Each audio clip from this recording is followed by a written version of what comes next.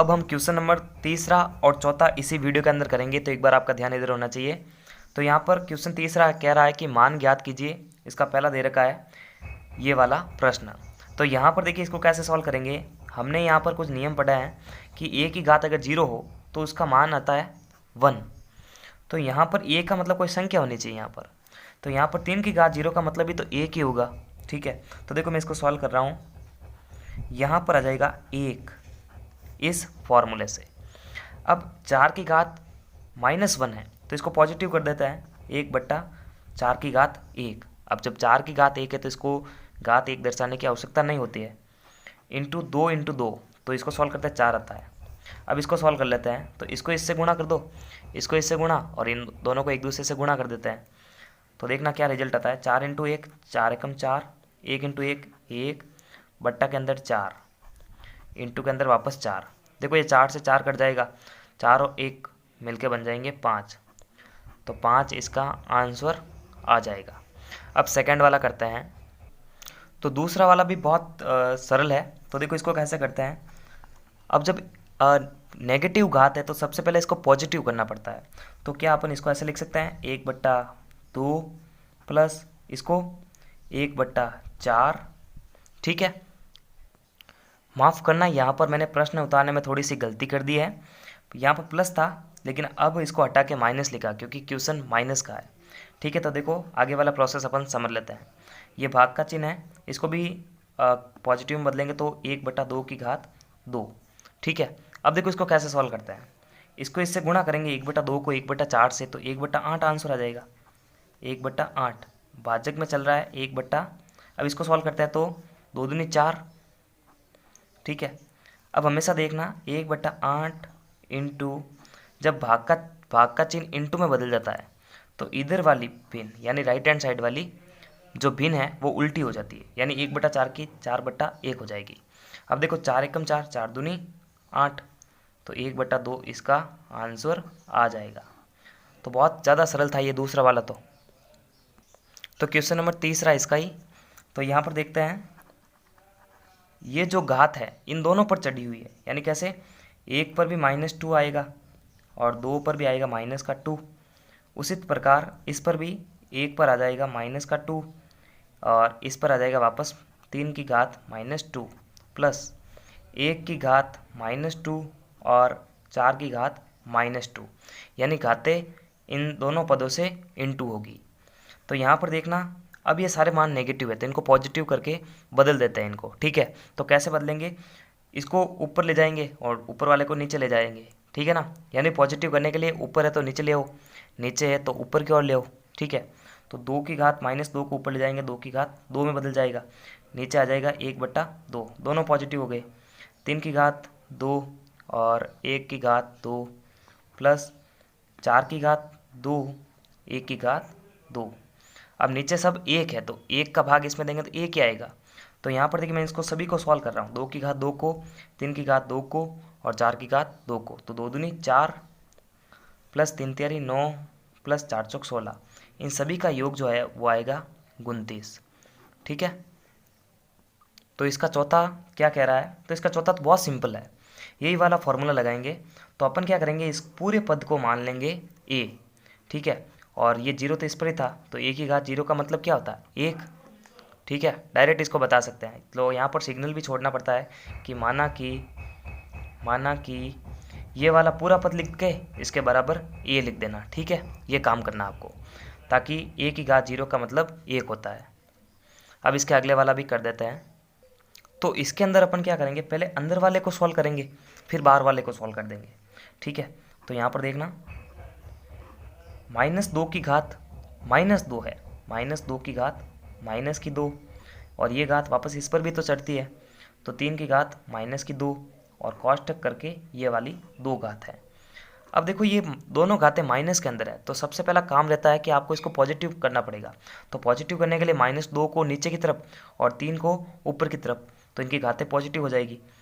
तो 3 को ऊपर ले जाएंगे और 2 को जो है नीचे की तरफ ले जाएंगे। अब ये इसका जो माइनस है यहाँ ना लिखकर इसके सामने लिख सकते हैं। ठीक है, वापस कोष्ठक लगा के ये 2 इस पर ही है। तो यहाँ पर देखिए पहले इसको सॉल्व करते हैं। ठीक है, पहले इसको सॉल्व कर लेते हैं। तो माइनस 3 तिहाई 9 है और 2 दूनी 4 है और ये माइनस यहाँ पर है। अब ये 2 घात में है। अब 2 घात का मतलब क्या है, इसको 2 बार लिख सकते हैं अपन, -9/4 इंटू -9/4। ठीक है, तो 9×9 = 81 पॉजिटिव आएगा क्योंकि माइनस और माइनस मिलके प्लस बनेगा और 4 चौक 16। ठीक है, तो 81/16 इसका रिजल्ट आ जाएगा। अब जो है क्वेश्चन नंबर 4 की बारी है। तो 4 का पहला कहते हैं, तो यहाँ पर भी वही नियम लगाएंगे पॉजिटिव नेगेटिव का। ये दोनों नेगेटिव है तो इनके स्थान चेंज कर दो, ऊपर है तो नीचे की तरफ, नीचे है तो ऊपर की तरफ। तो 2 की घात -4 ऊपर जाके बन जाएगी 2 की घात +4।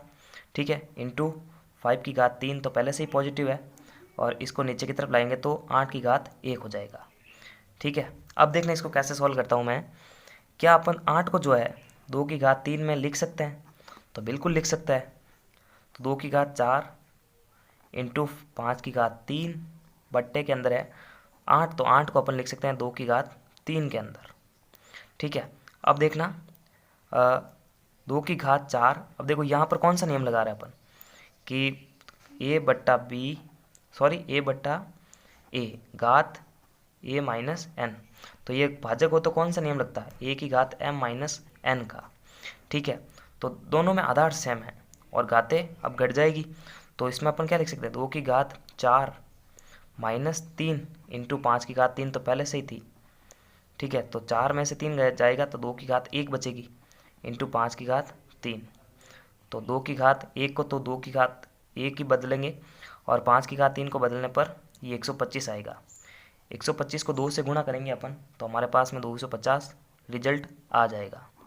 वापस एक बार समझा देता हूँ, मैंने इसको इस तरह से लिख दिया। ठीक है, अब ये a/a दोनों की घात बराबर है, सॉरी आधार समान है तो घातें घटती है।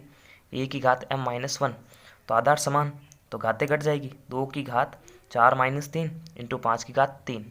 ठीक है, तो इस तरह से इसको सॉल्व करना है। अब इसका सेकंड है उसको भी सॉल्व कर लेते हैं। तो इसका सेकंड तो बहुत ज़्यादा सिंपल है, सारे मान नेगेटिव है तो इनको पॉजिटिव कर देते हैं। 1/5 की घात 1 नीचे जाके 5 ही बनेगा ये, जब घात 1 हो तो बार बार लिखने की आवश्यकता नहीं होती है।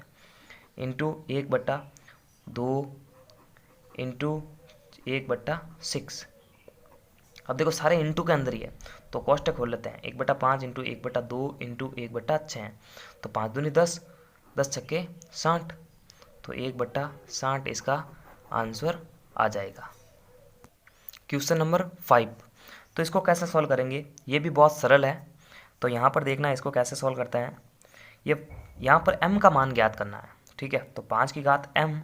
अब ये भाजक का चिन्ह इस तरह से बट्टे में लिख सकते हैं अपन, तो 5 की घात -3 बराबर के अंदर है 5 की घात 5। अब वही नियम कि a/a m/n तो a m - n। तो जब आधार बराबर है तो घातें माइनस हो जाती है इस नियम से। तो यहाँ पर देखना आधार को एक ही बार लिखते हैं क्योंकि 5 यहाँ पर भी है 5 यहाँ पर भी है तो इनकी घातें माइनस होनी चाहिए। तो 5 की घात m- यानी ऊपर वाली घात में से नीचे वाली घात घटती है तो m-। अब ये माइनस की 3 है तो कोष्टक में लिखेंगे इसको, बराबर के अंदर 5 की घात 5 है। ठीक है, अब देखना 5 की घात m ये माइनस माइनस हो जाएगी प्लस की 3 बन जाएगी, बराबर के अंदर 5 की घात 5। अब देखिए आधार बराबर है, ये दोनों आधार बराबर है तो संगत घातों की तुलना की जा सकती है। यानी कैसे, देखो यहाँ पर भी 5 आधार है यहाँ पर भी 5 आधार है तो इनके घातों की तुलना की जा सकती है। यानी इनकी घात के बराबर, यानी इस वाले की घात के बराबर इस वाले की घात लिखी जा सकती है। तो संगत अवयवों की तुलना करने पर संगत अवयवों की घातों से तुलना करने पर, तो यहाँ पर देखना m+3 के बराबर अपन लिख सकते हैं 5। दोनों की घातों को एक दूसरे के बराबर लिख दिया है। या फिर आप यहाँ पर ऐसे भी लिख सकते हैं कि जब आधार बराबर हो तो संगत घातों की तुलना की जा सकती है। तो पक्षांतर करते हैं, m बराबर ये उधर जाके माइनस का इसमें से घट जाएगा यानी 5 - 3 तो 5 में से 3 घट के कितना आएगा, 2 आएगा। तो m बराबर 2 रिजल्ट आ जाएगा। तो पूरे चैप्टर की प्लेलिस्ट की लिंक आपको वीडियो के डिस्क्रिप्शन बॉक्स में मिलेगी, वहाँ जाके आप बैक टू बैक सारे वीडियोस देख सकते हैं।